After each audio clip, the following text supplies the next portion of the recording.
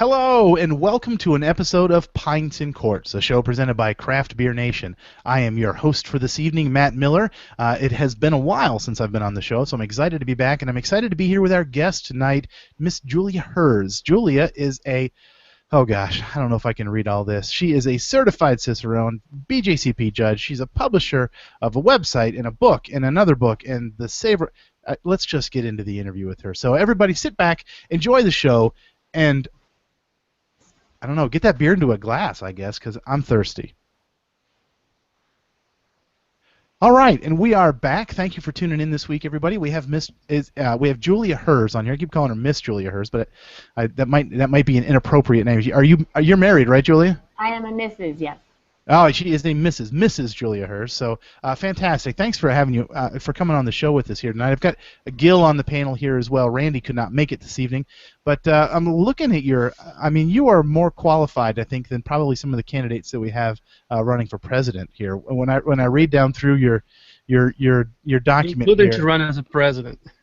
I would vote. Hers in 2016 for sure. We would be in trouble if that was ever happening.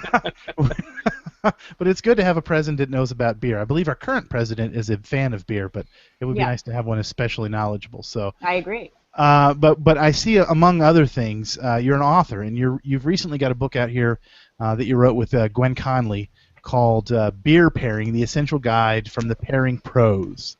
That's right. Yep, Gil's going to hold it up, and you're going to hold it up too. So this is they used to call that the Oprah bump. If she held it up on air, you got immediately sold 1 million copies. Yeah. We might get you 3 copies. I got 3 sold. I hope that's enough. You bought 3, right? That's exciting, Gil. So, but it's an exciting book. We got to know you through the association with Savor that you put on in June through the Brewers Association. I guess your official job that pays the bills there is you're the directory of. No. What is your job there? You're the program director at the Brewers Association. Yeah, craft beer program director, and I've been at that role since 2007. Since 2007, the brewing scene has changed in those 8 years, has it not? That's longer than I've been drinking craft beer. Well, when I got the position, Ray Daniels had it before me. Ray Daniels is the founder of the Cicerone program, and he left the Brewers Association. I filled his shoes there, and so ever since, I've been running fast and furious to really, present what's going on for small and independent craft brewers and better the beverage of beer and advance it and help with beer education, all the while in my little rewarding ways getting to know more about beer, because I love it, just like everyone that's listening. What were you doing before 2007? What got you to that point that you wanted to make a career out of this? Sure. Well, I did a bunch of things. I was a broadcast journalism major in college, and then out of college I got a job at the Washington, D.C. Bureau for CNN, and that was great, except I didn't like it very much, as much as I thought. Good people, but it just wasn't for me, so 3 years later I quit. Parents thought I was crazy, and I traveled across the country with a friend of mine, and we would literally, I was on the road for almost a year.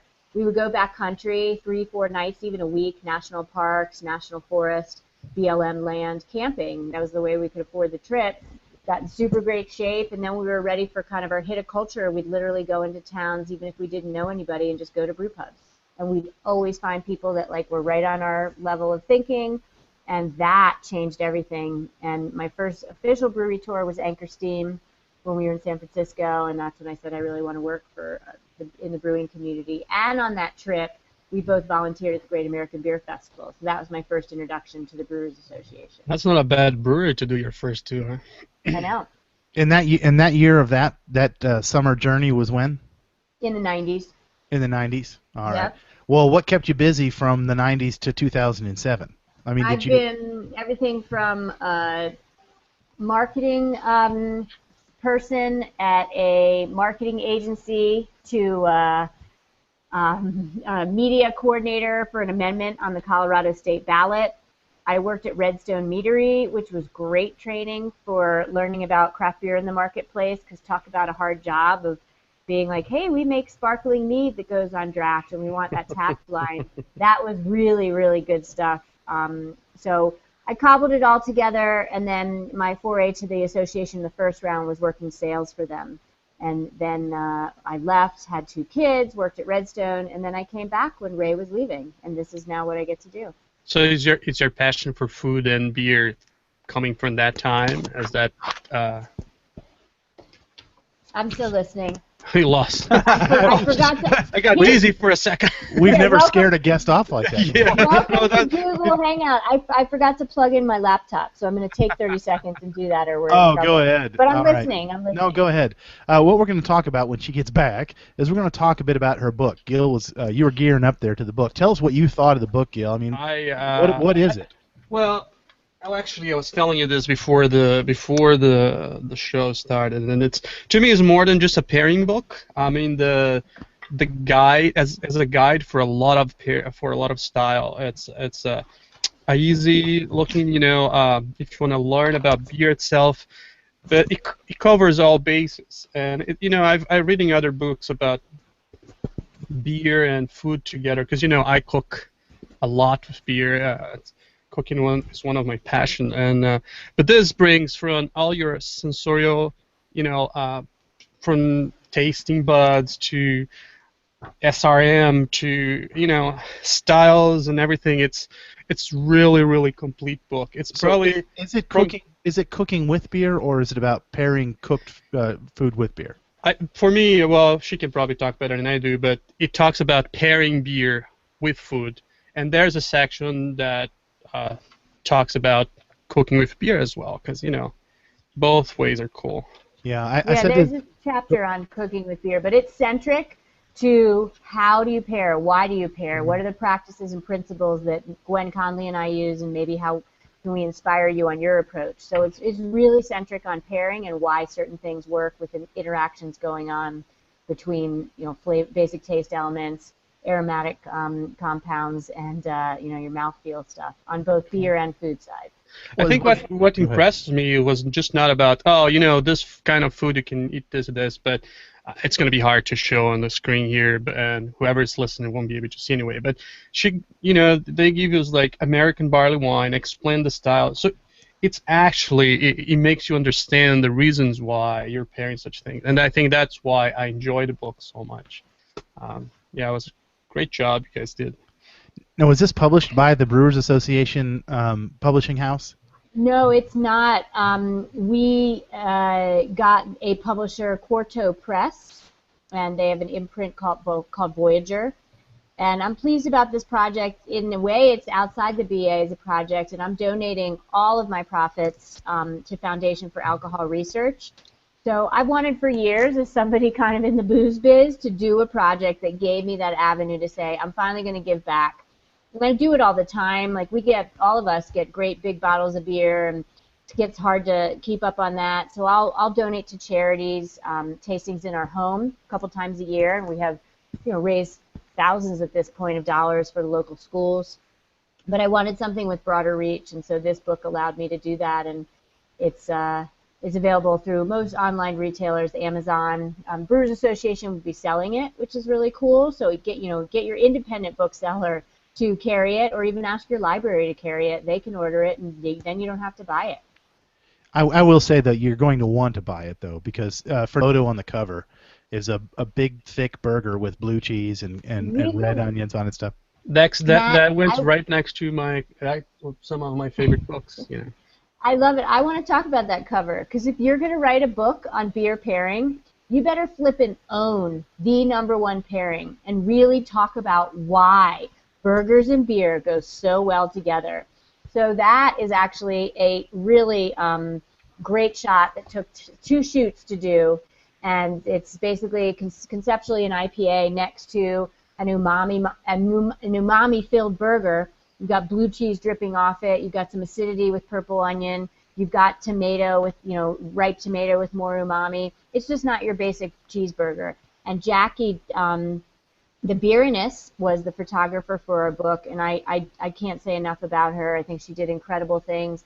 And that cover really is a testament where if we're going to talk about beer pairing, let's not be shy about the fact that beer goes, Vienna lagers go amazing with nachos, and, IPAs and pale ales and brown ales are totally, and porters are amazing with cheeseburgers, depending on what you got on top of it. And let's own that. Let's not shy away from it. And then from there, let's also talk about how different beer styles go with amazing advanced foods that you would only think to ever put with wine. Can we go a little deeper on that? Umami is the word you use there, and that is the flavor of savor, right? I mean, that's the savory. Savory, yeah. Yeah. Can you dive a little bit deeper into what the bitter forward IPA does with umami that makes it with savory that makes it so special? Sure, and what I do when I do talks and book signings now with beer pairing is I say I'm going to talk about a lot of concepts. Some of you will know some of these, some of you won't, and some of the concepts are tied to just the virtual interactions. Interactions are all involved in what we taste and drink every day, whether you're intentionally pairing or not. The ingredients in one beer or in one sauce on top of a food dish has interactions and layers of things going on. And so you asked about umami. When you think about flavor, and we have an amazing, the flavor triangle is available for free to download on craftbeer.com, and I'm really super psyched because that one sheet, Find Me, Have Me understanding what flavor is, and flavor is not just the basic taste or what you smell or what your mouthfeel is composed of. It's those three things, and then on top of that, it's the intensity factor added in. But so if you've got those three things, you break down basic taste, you've got sweet, salty, sour, bitter, and umami, and then emerging is actually fat, for sure. Denver Museum of Nature and Science is coming out and saying they're documenting the 6 basic taste as fat. So you've got fat even on the radar as a basic taste. And basic taste, we don't smell. I could give you salt. I could give you sugar, tell you dip your pinky in it, taste it. You're going to do that. Tell you to dip your pinky back in that and smell it. Up to your nose, you're not going to be able to smell those. We don't smell our basic tastes. We taste them. And then separate that out. And then you've got aromatic compounds. We're very involved in flavor and interactions and flavor harmonies. But they're a separate piece. So umami is absolutely right, Matt, a sense of savoriness, that richness. It's in, chicken stock broth or beef broth that's cooked down. It's in things that are savory like crab meat. It's in aged mushrooms that are more advanced and even dried sometimes. It's in red tomatoes more than, say, a green unripe tomato would have. Aged steaks have a sense of umami. So aged things have that richness. It almost makes your mouth want to water richness. You know it when you taste it. But conceptually, it's a really hard thing to describe. But take a green unripe tomato and then take a same type of tomato that's red and ripe, and then try to think about that sense of savoriness, that fuller mouthfeel. As I said, almost makes your mouth water, and there's your umami.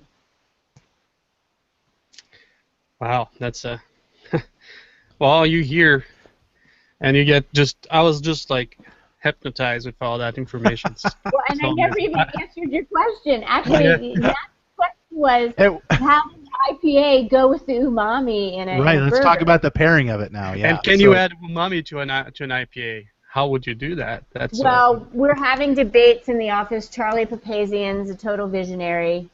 I'm not going to say debates, but him and I were in the hallway the other day talking, and he is definitely, whatever he's on to, we need to follow it and confirm it because he's always ahead of us, that hops he feels has umami. And that's the first time I've heard it put that way. Hops definitely have mouthfeel and a sense of astringency from the tannins. Hops have tannins, not just malted barley. But when you get to umami and what IPA would do with it, bitterness can counteract umami. And when you have, back to that concept of interactions in flavor elements, most of the interactions to me when it comes to, we all hear in the beer world, and pairing complement, contrast, cut, there's a lot of debate going on about that still to me. And so in our book, we go forth and explain the best we can what we think complements, contrast, and cut are. And to me, I feel like contrast is contrasting basic taste usually, And complement is usually just tied to the aromatic compounds complementing each other. So you would have a contrast of the umami, say, in the meat of the burger, and whatever's also on that burger that has umami, like the tomato, maybe some barbecue sauce, contrasting against the bitterness in the IPA, and they're going to calm each other and help offset each other a little bit. So you either get more of a sense of what's going on around them for more harmony in your pairings, or sometimes contrasting can make something pop and not calm, but emphasize it instead of de-emphasize it. It kind of all just depends. The catch about pairing is you've got so many interactions going on. When you've got more than one basic taste element, you don't just have bitterness in that IPA, you've got sweet, right, residual sugar in the IPA, and multiple other things. And then in your food, you've got multiple bitter tastes. You've got salty in there, you've got fat, you've got umami as well, and you know the list could go on and on. So when you have multiple interactions going on, it's really hard to discern why something is happening. So we try to say in the book, don't always worry about the why. I mean, it's helpful to dial in because then you might be able to explain to yourself what you want to dial into and appreciate more. But it's the what happens to you, what you're appreciating more because the interaction is happening, and explaining that is key. Because if you're really going to appreciate beer and food, or you know any beverage and food, and we're beyond survival, it's about appreciation. This is not at all in snobbish terms. This is actually treating food and drink more than fuel, and it's getting definitely more appreciative than that. But when you have multiple interactions, it's really hard to say that I'm getting the bitterness in that IPA that's balancing and lessening that umami, so I can actually taste something more deeply, and the richness and the fat of that blue cheese is popping more to me. That's just what happened to me. It's no different than standing in front of a piece of art and Gil would be saying, well, I'm seeing this from the artist, and I would be like, wow, that's a totally different take. I wasn't even thinking of that. So it does, let's sit down and have a burger and talk about what we're both or all three getting, and we're all three going to have different answers and stories. I think that really sets it all up. I think that beer pairing and pairings with beer and food are really about the experience versus I don't know. It always seems like people call me and say, "Hey, I've got this. We're having this for dinner tonight. What should I pair with it?" And I say, "Well, what are you in the mood for?" You know, because if you're in the mood, if you've got a big cheeseburger like this with the blue cheese on it and the savory stuff going with it, maybe you want an IPA to complement that. But if you're having spicy food, maybe you want an IPA to heighten that. If you're having Thai food or pizza with the spicy pepperoni and spicy toppings on it, to me, when I think an IPA pairing, I love spicy food, and I think an IPA just turns that up to 11, and it just takes it to another place. I would never think of taking a spicy food and pairing it with an amber to counteract that and to bring it down. So I think the first question always is, what are you in the mood for when someone says, what would you pair with this? Well, now, I wonder if do you think that a lot of people are overseeing a lighter style because we're so much into I want a barrel aged, I want an IPA, and when it comes to enjoy a meal, a lot of times people are just overseeing a lot of the styles that are been around for a while, or even new styles that are just not part of that big hype. Do you think that is happening right now with a lot of, or maybe not? I don't know. Well, I think there's a lot of experimentation going on, and like we're talking about, no one way is right. The thing that tends to clash for me, and what we refer to in the book as a train wreck, where it's a displeasing interaction of elements, is when one thing is too intense and barrels over the other. And Randy Mosier really has been very prolific in getting everybody on that train. If you read his writing of intensity, when he talks about food and beer, he definitely hammers home, don't let one be bigger than the other. Although, sometimes you can get away with it. I mean, Hefeweizens can stand up to, rich buttery eggs. We talk about eggs Florentine and a great pairing there in the book. And so it just depends. But intensity, if you have something that's more sessionable and lighter, you guys are going from IPA in this discussion to amber ales, which do not have as much alcohol or as much residual sugar or as much bitterness and BU units as IPAs. If you pair it with something and it's not barreled over and it doesn't turn into a train wreck in your mouth, then great. But it sometimes can fall flat on its face if a beer can't stand up to the food enough, or the food's not big enough to stand up to the beer. I guess it would be nice if you could talk a little bit maybe about the journey, how much you learned about beer and the love of food. How's the journey happened to you up to come and write in this book? And how did you feel about this book, and how was the experience of writing a book like that? Because it looks like a book that you didn't wrote in a weekend. Right, yeah, that took almost 3 years. And it's a great journey. I think this is the book I really wanted out there. I mean, I'm a spokesperson for craft brewers, small and independent craft brewers in the U.S. There's 4,100 plus of them. And, you know, a lot of brewers still are not as empowered as they should be when it comes to speaking about pairing. And so when I was thrown into the position again to take over for Ray Daniels, who very eloquently could speak to beer and food, and, you know, one of my first events was on Capitol Hill, where we were having a reception for congressmen and women and senators, and we were pairing. And I didn't know how to speak to it, and I'm very forthright to say that my journey started from me recognizing, first and foremost, I didn't have a comfort level in talking about pairing and what I liked and what I didn't like. And so it all stemmed from there, whereas over the years, in the last 7 years, I've cobbled it all together. That's what I documented, and that's my absolute contribution to this book. This is the book I would hand to every brewer if they're going to have to be authorities speaking out there on beer and food to help them be more empowered. Definitely not the only resource out there, but it's finally the resource that talks about why things work. And I had to sneeze. Bless. I mean, just to emphasize the point that you made. So, you know, let's talk a little bit about the rise. You know, there's been a lot of talk about here lately. There's a beer bubble, and there's hype, and I mean, you kind of in the last week have, I'll say famously, just because you know, Gil and I are big fans of craftbeer.com, and you personally, you kind of jumped on someone who said 60% of beer is crap. So I mean, let's talk about 4,100 breweries, and Yeah. you know, and where we've come in the last 7, 8, 9. Well, I mean, in your tenure, and really in your professional opinion, where you think we're going? What's next, and what can we expect? Great questions, and you bring up a post on craftbeer.com that anyone can check out where I published my comment back to John Taffer, who was interviewed by Cheers magazine, and in that interview on their website, I put a comment at the bottom and then called his publicist and wanted to see if he would be kind enough to respond to my comment back to his words, because his words were, to me, way off and concerning.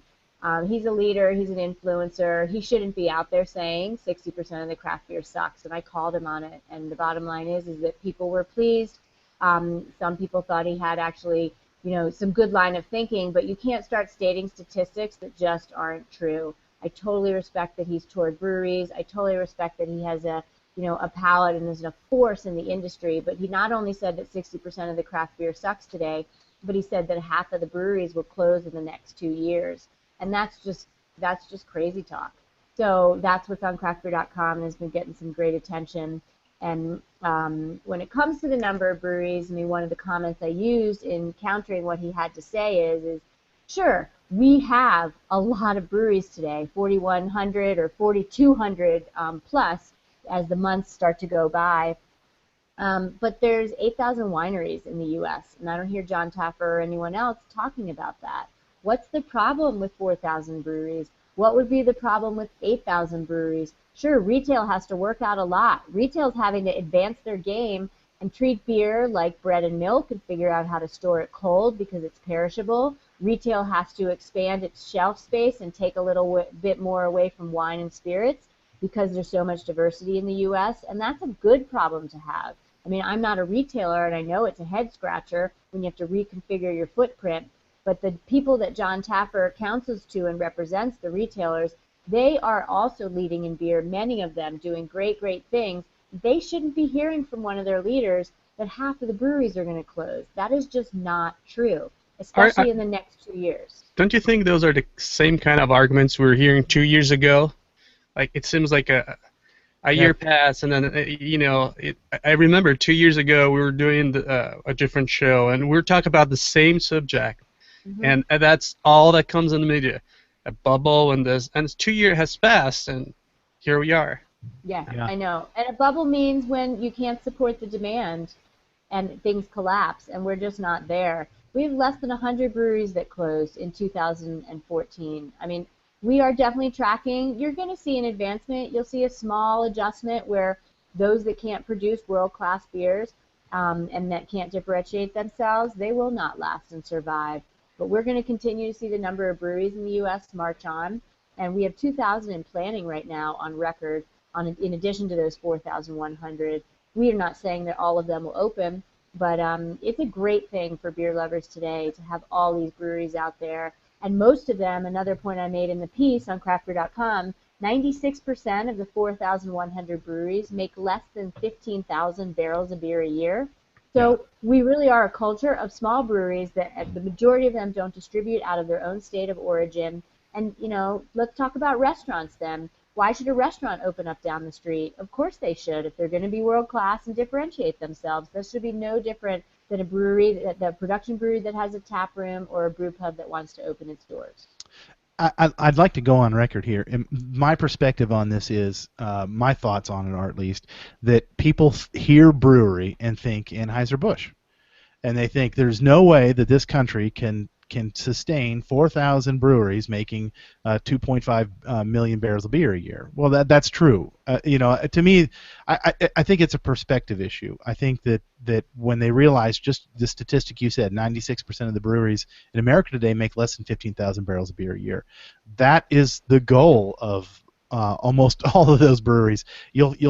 I've got 3 in my town that really don't have they don't have ambition to grow to the level of Sierra Nevada to take on those mass markets. They want to sell, they want to brew the beer they want to brew, and they can make a living at doing it on the small scale, sub 5,000 barrels a year. It's also a comment that undermines consumers, right? I mean, craft beer has a very small share yet when you think about beer share, and when you hear the things like that, it's almost just saying Americans have no condition of learning to love a higher grade product, and that's far from truth.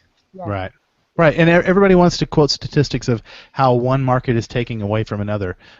What craft beer did to macro brewing, to Anheuser-Busch and Miller, is what cider is going to do to craft beer in the next 3 years or 5 years or whatever. And I don't see it that way. I see them as separate markets. I see there's enough room to grow for everybody. But I guess we're in a world of social media clickbaiting, and a statistic like 60% gets people to click on your stuff and pay the bills. So maybe that's motivation behind some of this guesswork and doomsday Armageddon kind of talk. Yeah, I don't know. I hope his language is corrected, or at least he has empathy towards the arguments that I presented, because I'm sure. I mean, he has to be aware of it by now. He got tagged enough on the shares. But it's also a good conversation to have of, well, okay, are there too many breweries? And I do dispute that. But what do we do when the number of breweries continues to advance? And frankly, the marketplace will work itself out to figure that out. And it's completely reasonable for 99% of the 4,100 breweries, that group of small and independents that make less than 6 million barrels of beer a year, to want 15, 20% market share as opposed to the 11% share by volume that they only have right now. Yeah, and a market shift, and not a market shift, but a perception shift will help that. In Virginia, you want to open a winery? Oh, great! Winery is a nice little business. You want to open a brewery, and that's the scourge of the American. I don't know. It seems like things get regulated differently between beer and wine. It's a lot easier to open a small winery than it is to open a small brewery. Mm-hmm. I think that perspective will change as the more small breweries, come in and make an appearance. Yeah. And there's a beauty, like if you think about the homebrew perspective, it's very hard to make good wine home. At least I have never tried a homemade wine that I could say maybe not bad, but like good. But making beer home, is something that you can really get into, and you can make amazing beer. It's a product that you can make at home and get a really good thing coming out of what you made, and that's a big advantage when it comes to beer. Yeah, the association started as the American Homebrewers Association, and we document there's more homebrewers today than ever, 1.2 million homebrewers today, and there's hundreds of homebrew clubs out there. There's more than 1,000 homebrew shops, and it's definitely a great, rewarding hobby. I mean, that's how I got into beer, or I learned about beer the most, was becoming a homebrewer first, right when I came of age in my 20s. And I think homebrewing has a lot more that needs to be explored by the foodies of today. And as it gets easier, the 1-gallon batches on the stovetop, or even the Pico systems, or Cuisinart style type of brewing systems, I think are very exciting for homebrewing. And if you're a homebrewing purist, then just don't go there. Do your all mash like I do on a 10-gallon stainless system outside with the Cajun cooker. Don't kibosh people that want to at least explore and dabble in a way that's a little easier for them. And stovetop and extract is great, and so are some of these new systems that we're starting to see, because that's going to get more people homebrewing for sure. Yeah, we're good fans and friends with Annie Johnson, who's an Yes.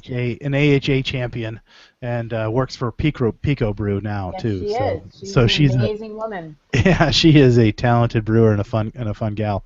Gil, just real quick on the side here, I have a brew on premises facility within 6 blocks of my house here, and they do some brewing, and they have a tap room as well too. But the idea is they've got you go in and brew an all malt extract beer, and then a couple of weeks later they bottle it for you and call you up, kind of thing. So, but they vint as well too. You can go in there and make a wine if you want to as well. So, your next trip down, Gil, we'll go brew something and vint something. Sounds good.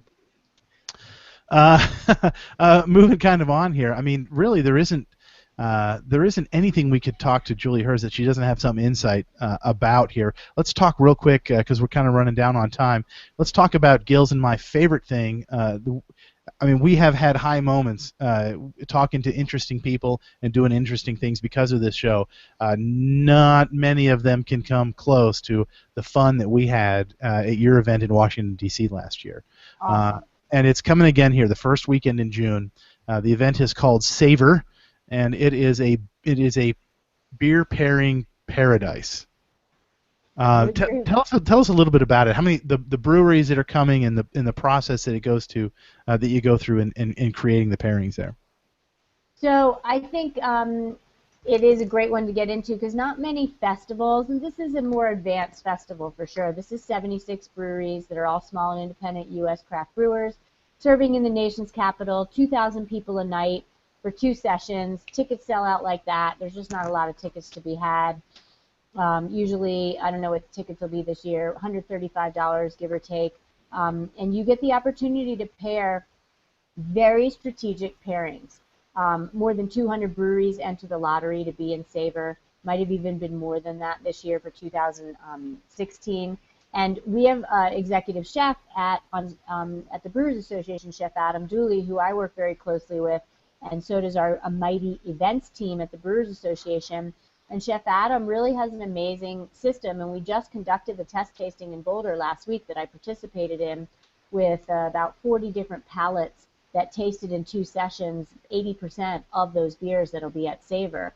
So how many festivals go through getting all the beers shipped in advance just in sample form to taste them and get a flavor profile sense, to vet them and make sure there's no off flavors that we feel would be, not worthy of presenting at our event. And then from there, and on craftbeer.com/culinary, you can literally download the menu tasting sheet that we use in the Savor test tasting to give you a sense of how he constructs the menu with his chef team. But we, as tasters, write down flavor profiles of the beer, what the beer makes us think of food-wise, and then anything the beer reminds us of. A hot summer day while you're mowing the lawn, because it's really resinous and it tastes. One comment from Savor one year test tasting was, tasted like I just licked the lawnmower blades, and it was like so specific to hops, like fresh American resiny hops. And it's great because we get an opportunity to share those insights, and then the chef team takes all that and constructs the pairing menu with a very strategic caterer. And it's 2 beers per brewery for those 76 breweries, and a strategic pairing for each of those beers. And 2 years ago, you went crazy and you had somebody shocking oyster at the event. Yeah, there's. That is, I couldn't imagine. Oh yeah, we're gonna have an event for a few hundred people, and somebody's gonna be shocking oyster. That is. Well, it is definitely well thought out. I mean, we saw pairings of this beer with foie gras and a maraschino cherry, and then a kumquat this, and I stood in line for, I can't remember, it might have been at they make Jubilation, Schmaltz Brewing. Schmaltz. Oh. And they had like a London broil on a graham cracker or something was one of their appetizers, and I got about 2 people from the top of the line, and the server brought out a new plate of the appetizers, and a woman reached in and grabbed a handful of them, and there was practically mutiny. I mean, people wait in line for the food beer experience more so than, I mean, yeah, it's fun. Sam Calagioni's there taking pictures with everybody that and all walks the by. personalities. Another thing with Saber is the brewers have to be behind their booths. The faces of the brands, that's that event. They are there. Sam is there. Jim Cook is there. Whoever got in the lottery is there. Yeah. I mean, it's awesome. Yeah, it is definitely a who's who, and you have access to see these people and hear their thoughts on it. Sam was Sam, and he's fun, and Kim Jordan was Kim Jordan, and she's fun. But when we talked with Jim, he really went into the beer, and he really went with what Jim Cook. He went into what they were trying to do and what they were doing, and to me that means a lot. That it isn't just here, take your picture with me because I'm a sidecar or a celebrity. It was, here's what we brought to this, and this is why we did it, and it's an educational opportunity as well. Yeah, it's a very cerebral, amazing sensory event, and it's not one that you just walk up and go to. You plan for it, and it is once a year, and it's just worth going. It's in June this year in Washington, D.C. Yeah, March something. The tickets go on sale in March. I know we've got them on our calendar to get hooked up again there with. So. Yeah, get your Brewers Association or AHA membership so you can get that ticket. Yeah, you can otherwise, there's no saloon available. Yeah, that's crazy. We were like, one of our members, Ashley Bauer, was like with her laptop ready to press enter, and it was I don't know, in a matter of 5 minutes she couldn't get a saloon anymore. It's in English it's a salon. So. Salon. Sorry. Oh yes, I love your correction. I'm like, saloon. I was still trying to figure out. Salon. You're so cute, Gil. Forgive those dumb foreigners. No, not dumb. You have personality and a wonderful accent too. And you and Chef Cooley has a beer and food course on your craftbeer.com as well, don't you? Yes, and I'd love a chance to talk about that. 72 pages of goodness, the craftbeer.com beer and food course, downloadable for free. You download this, and it's also now available at cost for $7 if you want a printed version through the craftbeer.com store. And this is the content that we worked on for almost 2 years to hand to culinary institutions like Johnson & Wales, like Culinary Institute of America, like Cornell, like Kendall College, whoever we're hearing about and saying, we know you're teaching on beer, we know you're teaching maybe on beer and food, we want you to have a curriculum that's just as robust in beer as it is for wine, and who you're teaching what you're teaching your chef students. And so here is our version of what we'd love you to consider incorporating. And then on top of that, beer educators can use it to teach their beer and food courses. So it's definitely an extensive document, and it's one we put a lot of love into. Your YouTube videos are really nice too. I have a friend who's trying to learn about craft beer, and I gave the link for some of your videos, and he started talking like a snobby to me. I was like, where's that coming from? Well, all the links you send me. So it's worth to check the YouTube channel. And as you see, I'm a glass snob, so they have beer glassware features on there. Killing it compared to Matt's. Look at Matt's backdrop. Oh, this isn't even my office. This is just Oh no, my glass collection doesn't fit in the room here. So. Oh, I believe you. We probably have good archives, but I'm just giving you a hard time. Well, we never miss a marketing opportunity here, so we're going to wrap things up with Julia, and we really appreciate your time. But she is definitely a seasoned marketer. Like, for $7 you can buy the printed copy or download it for free. Price for students.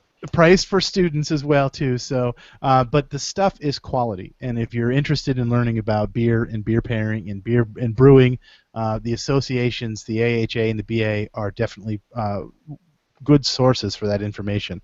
And of course, those you get lots of perks with those memberships as well too. The early tickets to the Savor and the discounts on the this, and the access to the smart people. So Julie we didn't talk much about the Cicerone program tonight, but she is a certified Cicerone. What is your BJCP judge rank? Certified. Certified there as well too. So she's the publisher of craftbeer.com, one of the first websites you go to for information about craft beer and all of these kind of fun things. So we really appreciate your time coming on here tonight, Julia. And her book that she wrote with Gwen is available on all those kind of the book online booksellers, or you can probably find it in your homebrew supply there shop links as well on too. the event as well. Yeah, so buy it just for the picture of the burger on the front. Yeah, and make that burger and have that pairing, and then tell me what you think. Yeah, that's exactly right. So, and I think really what she and Gwen are going for there is really kind of coming. There are a lot of brew pubs and a lot of breweries out there that recognize the importance of being able to pair their beer with things. So I think if you go to a lot of these brew pubs, it isn't just oversized pretzels and nachos anymore. It's things that are well thought out and pairings that are well thought out. So, and that's because of the evangelism that Julia brings to the marketplace and the things that she tells them through the BA. So thank you for your time, Julia. Thank you, Gil, and we will see you at Savor in DC this summer.